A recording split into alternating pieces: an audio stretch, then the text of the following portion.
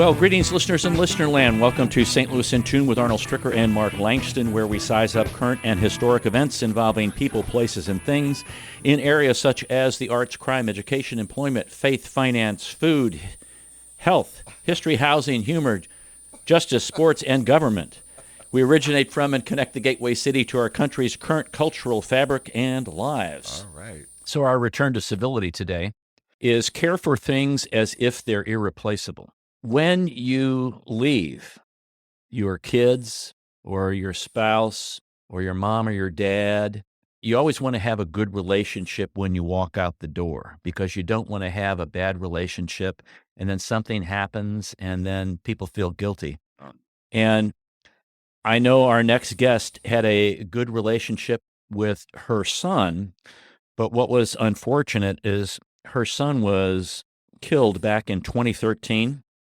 And she used the grief and energy that death generated to co-found Corey's Network, which was named after her son. And the goal of this organization is to help families of homicide victims. And they say that there are more than 700 unsolved murders dating back as far as 1970 across the Kansas City area. They are based in Kansas City. And this is applicable, folks, here in St. Louis, because it's important that we listen to this, because their mission is to provide immediate support, advocacy, and services to surviving victims of homicide in the Kansas City metropolitan precincts without advocates. And we're talking to Shelley Norris. Shelley, welcome to St. Louis in Tune. Thank you. That's here. Now, this is a labor of love that you never imagined you would have to be doing. And I think you have really done a great job of channeling and pushing all of the grief and angst and everything that I can't imagine what goes along with the death of a child into providing something that's beneficial and helping other people. Thank you. And to be honest, Arnold, I don't want you to ever understand what I've gone through. What I really want you to understand, though, is that if you ever have to go through it, that Corey's Network and I will be here for you if you do. Now, talk a little bit about what Corey's Network does, because you've taken on a huge thing, and let's just go through some of the things that you do, okay? Okay. Like you said, our mission statement is to provide immediate support and advocacy for the surviving victims of homicide. And what we do is we provide referrals to counseling. We help people understand the investigation and the court processes. And we help people understand and how to navigate the media. And then we also help pay for funerals. And to date, we've helped pay for over 350 funerals of homicide victims that were uninsured in the Kansas City metropolitan area. Additionally, we have a seminar that we hold every Monday evening for 5 weeks in a row, and then we take off a Monday, and then we do it for 5 weeks in a row, etc. And it's called Grief to Relieve. And GRIEF is an acronym for Groups, Reporters, Investigators, Enforcement, and Forward. And what that means is we talk about the different groups in the Kansas City metropolitan area that people can connect to, because we understand that not everyone can connect just with Corey's Network. If there's other great groups that are out there that can also provide services, and if you don't get help with us, we get help somewhere. Ours for reporters, because we want people to understand that the media is not a villain. And we want them to get good relationships with people in the media so that they can see that the media will actually help you be able to solve your homicide. I is for investigators, so we actually hit people up to the different investigators in the Kansas City metropolitan areas in different precincts, and we'll bring in like the captain of the homicide squad from the Kansas City, Missouri Police Department so that people can talk to them about how is it best for me to contact my detective, or what's the best way for me to reach them so that they can do their job and still be able to give me the information that I need. E is for enforcement, so we talk about prosecution and the court processes. At that point, I bring in advocates or prosecuting attorneys, etc., to talk about your rights and responsibilities as far as the court process is concerned. And how that's going to look, and then it doesn't look anything at all like what you see on television in that 47-minute television crime show that you've been watching. And then forward is to talk about the fact that there is no moving on, there is no closure, there's no getting over it. Those are all myths that people try to feed themselves because it's such a huge mouthful to try to swallow when something this terrible happens, that we want to believe that you're going to get over it. But in reality, there is no getting over it. It's just moving forward. And you're always going to have this grief with you, but how do you move forward with that grief and still be able to be a productive part of society, still love people, still care about others, and still be the person who shows your children or the other people in your family or the other people in your neighborhood how to move past the worst day of your life and still be able to be a productive part of society. And then, of course, we also do our yearly vigil, and that is for all unsolved homicides in the Kansas City metropolitan area. And we've done our homework, and we've gone back to 1970. And we've uncovered so far 700 unsolved homicides in the Kansas City metropolitan area. And if you really look at it, 1970, that's 52 years. And that's really not a high number per year, but it is a high number of people that feel as though they've been forgotten. Because if you think about somebody being without answers since 1970, to me, that's just horrific. And for me, Corey's case was unsolved for 3.5 years, and that was just gut-wrenching to me, and I could not imagine being the mother of this young man that was murdered in 1970 and still not having the answers. What kind of response have you gotten from law enforcement and the court system from all of this work that you've done? This is a kind of a twofold question. First of all, I guess I should back up. How did you get these groups involved? And then what kind of overall response have you gotten from like law enforcement in general about Corey's network and what you were doing? Getting them involved was a long process. I'm not going to fib because there are a lot of people that go out and say, this is what I'm going to do. I'm going to be an advocate for crime victims and et cetera. And then they kind of fall to the wayside kind of quickly. I had 25 years of social work in my past before my son was murdered. So I'd already had that foundation and knew how to create a nonprofit. And so I was new to the thing when they first saw me. So they looked at me like, okay, she'll be here for about 6 months and she'll be gone. Now, 8 years later, I'm still here. And the process has been, like I said, it was difficult. But when you go with the idea that I'm not trying to take over what you do, I'm not trying to replace you, I'm not trying to rebuke you, I'm not trying to get in your face and tell you what you've done wrong or confront you or anything else. I'm trying to support your efforts because I see that your efforts are because you care about people. And then you're trying to actually be that person that connects the victim to these different services and help them understand that the media is not going to put the microphone in front of your face and say, tell me all your dirty secrets. And instead you're now saying, okay, I want you to talk to this particular person because they can help you. They can tell your story the way that you need it to be told. Or this captain of the police department wants to be able to solve your crime just as much as you do. And they want to make sure that the detectives get the information the way that they need to get the information. And in explaining to it, I think it's harder to explain now to the client that, okay, yes, your police officer is not returning your phone call. I understand that he's not returning your phone call or she's not returning your phone call. But the problem is that they are out in the daytime trying to solve the homicide.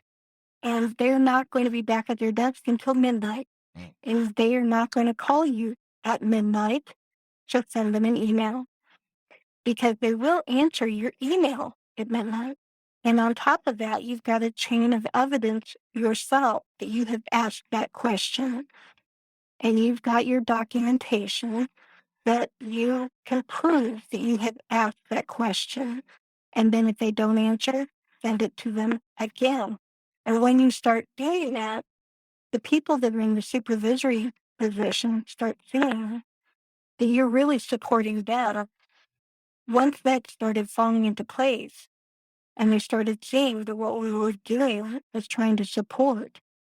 We have media people out here that are anchors, that they'll come to our Monday evening groups because they'll come in for the reporters portion and they'll say, I am part of Corey's network. And because I am part of Corey's network, this is what we're able to do. So we have community members that are not on our board, that are not in any way, shape, or form titled Corey's network, that they identify as part of Corey's network because of what they do in conjunction with us. Then the other groups that we work with, we have memorandums of understanding where we say, we will refer people to you. And in response, what you're going to provide for us is counseling for adults, or you will provide counseling for children, or you will provide mentoring and conflict resolution. And those are things that they already provide. But what I'm going to do is I'm not going to get out of my lane and try to provide counseling when I know I'm not a counselor. And I'm not going to try to provide conflict resolution and mentoring because I'm not a conflict resolution advocate. I'm a homicide advocate. And you guys can do that.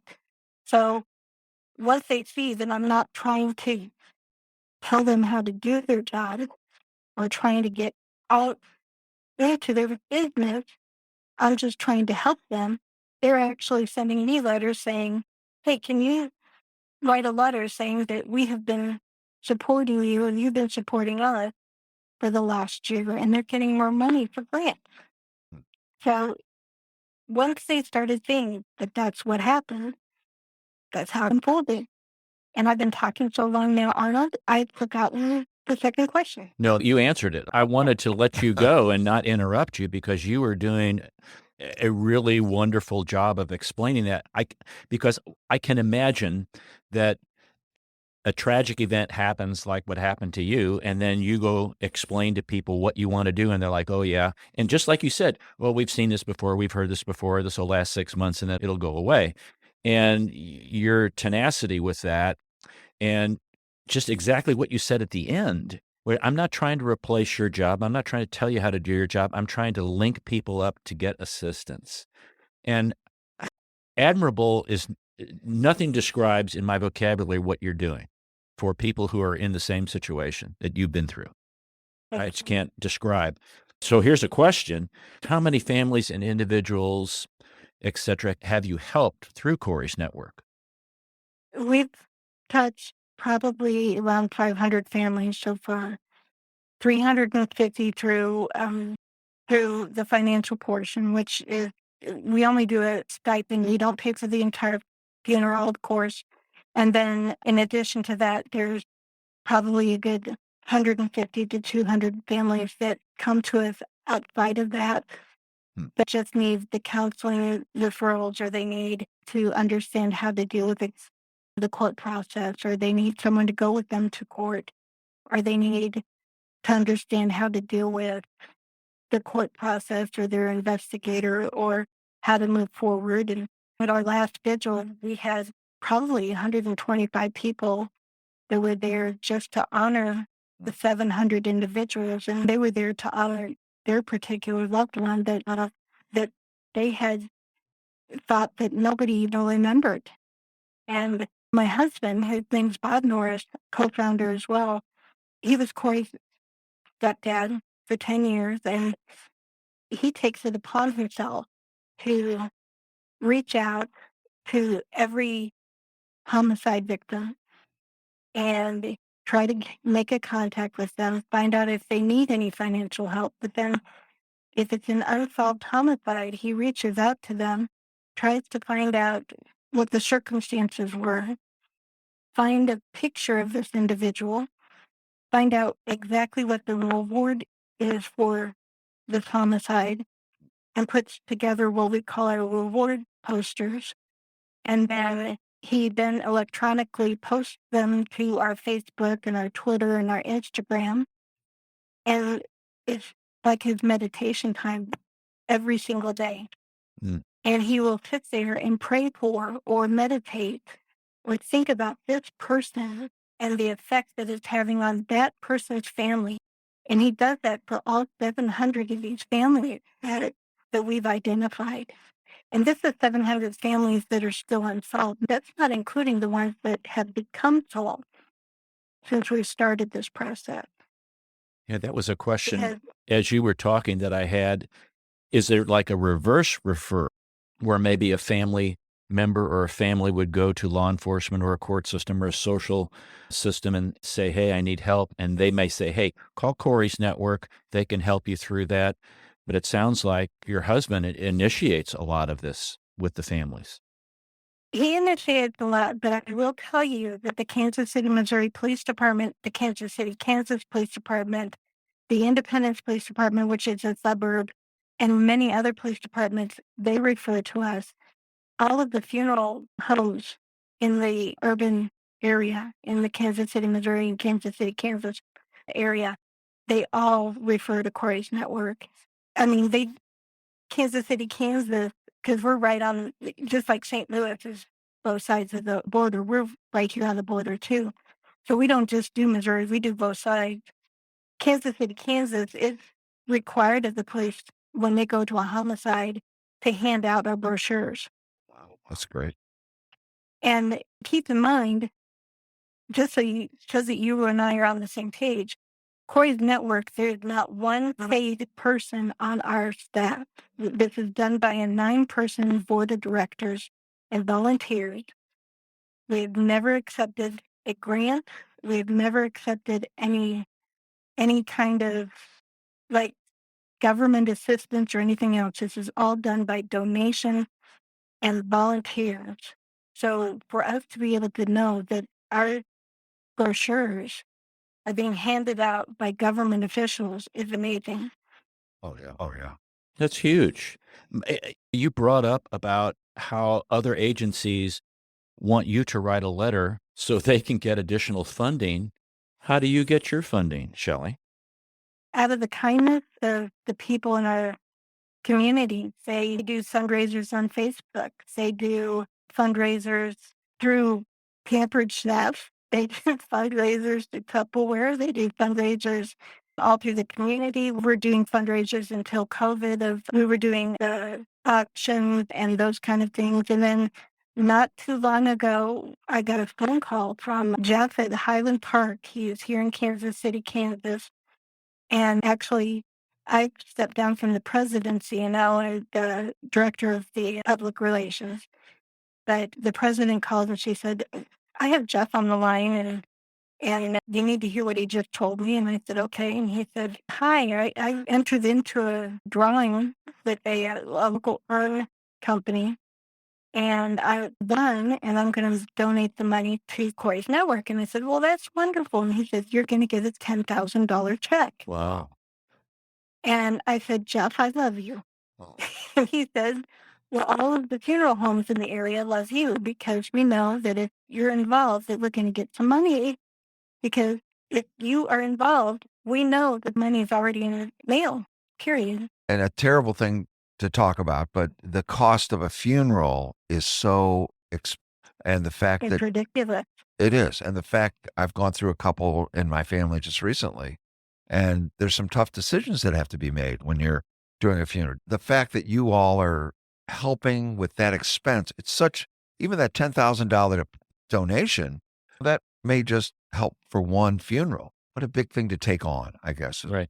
To take on Yeah. trying to give someone the dignity at the end of their life and to help give some closure, like you say, because to lose a family member in this way, like you say, I don't think there's any new normal. Like you say, you don't get over it.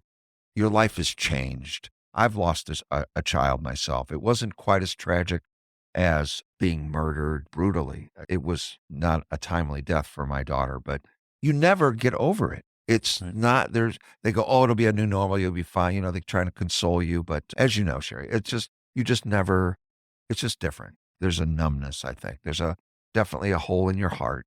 There's a piece missing.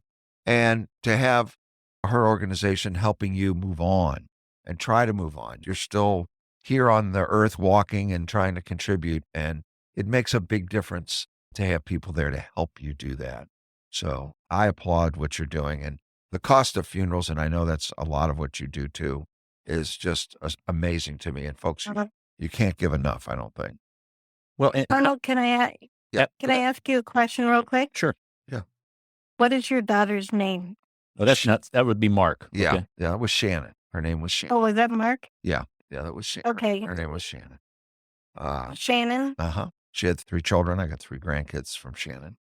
And I'm she was in an operation sorry. that went really bad, where the doctor should have stopped and didn't stop. Another doctor had to come in and stop him to try to revive her and keep her alive. And we went to court. We sued. We won the suit. It was far more than they could even allow because it was so terrible. And I guess there's a ceiling as to how much money, that they can get. And they couldn't even award what the jury came back and said how horrendous this was. And so it wasn't brutal in one way, but it was brutal in another way. It's very tough for us as a family. And people came and tried to help and tried to console us and help us along. And that did help, and that was important. But if you don't have the means to bury your loved one, an organization like what you're doing, if you don't know where to turn, what to do, an organization like she has here, Right. is invaluable to even trying to get up in the morning and take the next step forward that you have to take. Because there are children, Well, and Mark, first of all, I'm really sorry for the loss of Shannon. And one of the things that we deal with our families, which is why I asked your daughter's name, is that a lot of our families, and I'm sure that you've dealt with this, people quit saying your daughter's name. Quit so saying true. You just they sent quit chills. saying it. You just sent chills through me. I just got goosebumps when you said that because it is so true. I carry her with me. I don't want to, I'm getting choked up, but I carry her with me. And I even say her name throughout the day. I'll say Shannon, I'll talk to her. But no one else is. But you're right. No one else is saying her name. And that's why I wanted to make sure that Shannon's name was said. And that's part of the reason that I named Corey's Network, because it forces every person who talks about this program to say my son's name.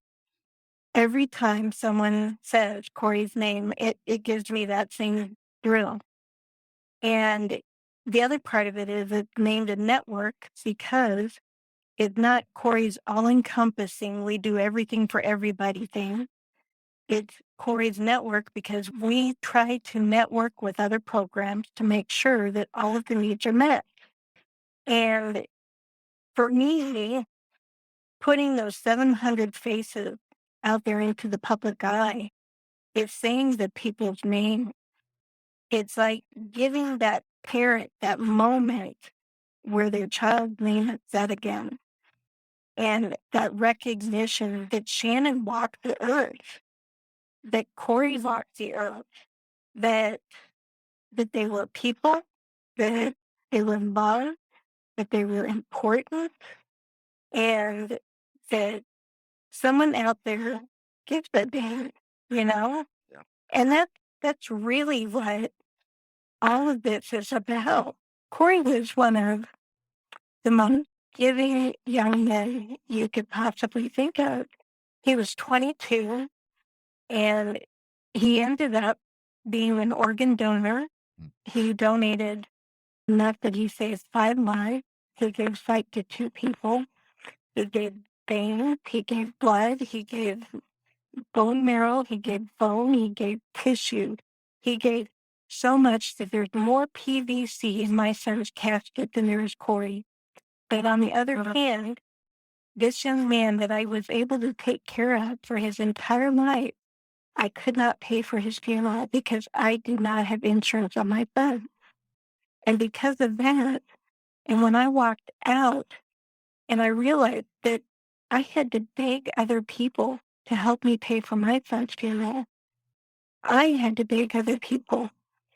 And I realized how embarrassing that was for me to have other people have to help me pay for my son's funeral. And the moment that he needed me most in his entire life, the moment of his death, I couldn't take care of him. The other part of it was when I walked out and I said, "Where is my victim's advocate?" And they said, "You're not going to get one until your son's case is solved." And I was a social worker for 25 years up to that moment. And it ticked me off Oh, yeah. because I had been helping people for 25 years and I'd helped my community for 25 years, but you're not going to help me. How do you put 25 years into drug dealers, gang members, dropouts, truants, abused and battered women, sexually abused children? I was a teacher at a college. I was teaching psychology, sociology, and critical thinking when Corey was murdered.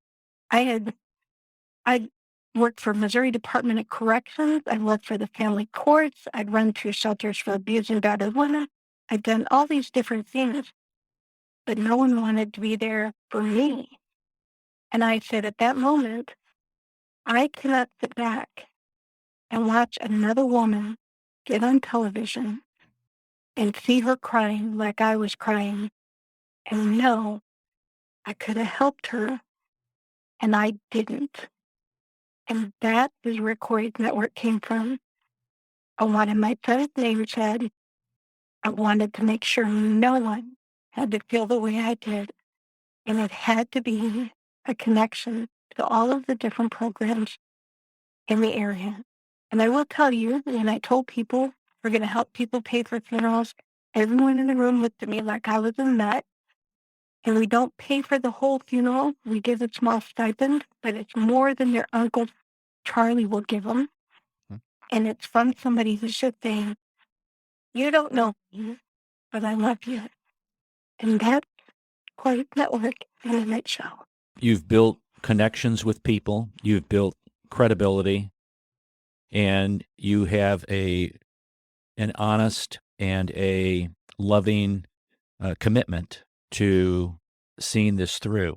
And I think that's become evident over the course of time with the agencies that you dealt with, and they understand that you're the real deal and you really care.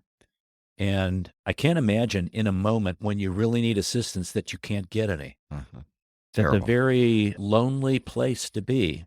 And Shelley, you've worked through, around, under every obstacle to make it into a positive benefit for people who have to go through what you've gone through. And I want to let people know, corysnetwork.org, COREYS network.org. Folks, if you can donate, do so. Because I'm going to be really honest with you, Shelley. I went on, you have fundraising nights. You said you have people that do Tupperware parties.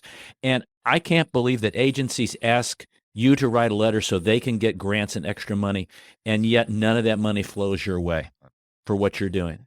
And so I want to appeal to the St. Louis community to get on Corey's network and donate. And this is a great model to utilize in our city. I think you're doing some outstanding work, and you're helping individuals and families heal in a way that maybe they couldn't. And I commend you for that. And what you're doing is unbelievable. Thank you. Thank you very much. One of the things that we do while you're on the website, and people look at it, under our services area, there's a CNI referral form. And that is available to anyone in our community. So if you're a police officer, we've had police officers, we've had medical personnel, we've had social workers, we've had advocates from other programs, and et cetera. And I'm gonna step back for just a moment. By the way, I got my advocate 3.5 years after my son was murdered, when the man was actually caught. But anyways, I've had other advocates that have used it, etc. But if you go to that CMI referral form and you fill it out, at the very end of it says, "We work in connection with other programs. Do we have your permission to share your information?" If you say yes, your information instantaneously goes to Ad Hoc Group Against Crime, Mama on a Mission, Healing Pathways, Aid for Peace, Parents of Murdered Children, Giving Loved Ones Workshop, the Kansas City, Kansas Police Department, the Kansas City, Missouri Police Department, the Kansas City, Missouri Mayor's Office, and the Independence, Missouri Mayor's Office. All of those places get that information instantaneously. Therefore, they can then, Ad Hoc Group Against Crime provides adult grief counseling. Healing Pathways provides free children's grief counseling. Aid for Peace does mentoring and conflict resolution. Parents of Murdered Children and Grieving Loved Ones workshop do grief workshops, their support groups. The mayor's office, both of them, they do that. Just they've got statistics on how much we do.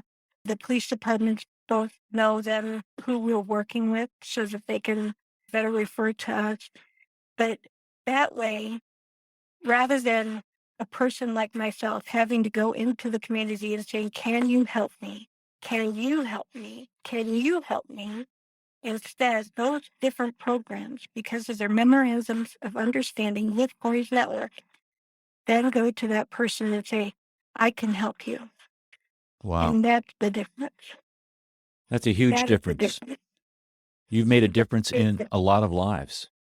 A lot of lives. I want to thank Shelley Norris, who is the co-founder of Corey's Network, Inc. Shelley, continue the work that you're doing. And you're doing this all on a shoestring and on your spare time, in your spare time. But what you've done has been Yes. unbelievable. Thank you. I appreciate it. You take care, Shelley. Let's stay in touch, okay? Definitely. Anytime you want. Thank you, Shelley. Take care. Thank you. You too. We had a very heavy conversation with Shelley Norris from Corey's Network, Inc. And that is a Kansas City-based organization. And folks, you might wonder, well, why do you talk about Kansas City? Well, it's a great model. And I wanted to mention the group in St. Louis that's similar but not similar. And we've had these folks on and talked to them. It's the group called Life Outside of Violence. And they are actually linked with BJC, St. Louis University, St. Louis Children's Hospital, and Cardinal Glennon's Hospital. And Life Outside of Violence, their role is to help those harmed by stabbing, gunshot, or assault receive treatment, support, and resources to find alternatives to end the cycle of violence. So it's a little different kind of approach. It's not for people who are deceased from violent crime or from a violent act like Shelley's son and how she had to deal with that. So if you want more information on Life Outside of Violence, you can go to Washington University, just go to bjc.org and plug in Life Outside of Violence, or just plug that into a search engine and you can get to the proper information there. I read Shelley's story in a news article and I was like, we need to talk to her because she's doing something that's unusual. And you hear about a lot of people who try to help other people and things like that, but she's been doing this for 9 years now, and it has a lot of credibility. But the thing that gets me, Mark, and we mentioned this, I talked to you about this off the air, is she's doing this on a shoestring. They have Chuck E. Cheese fundraisers. It's like, you got to be kidding. So all of you folks out there who have millions and millions of dollars that you donate to some organization, this would be a great organization to donate a couple 5 figures to. Yeah. You know, and people who donate before the end of the year for their taxes, this would be a great organization to donate to. Right. She's very humble in what she's doing, and they're doing it on their spare time. No paid employees. Right. 9 people involved. I'm just amazed. It's all from the heart. It is. From the It heart. is. Not the head, the heart. It is. Makes a difference. Good for her. I'm so, yeah. We should all be proud of folks like that. Oh my gosh, yes. It's work that not many of us would do, but needs to be done, that is so important and so vital to these families. We are glad you decided to listen to this episode of St. Louis in Tune.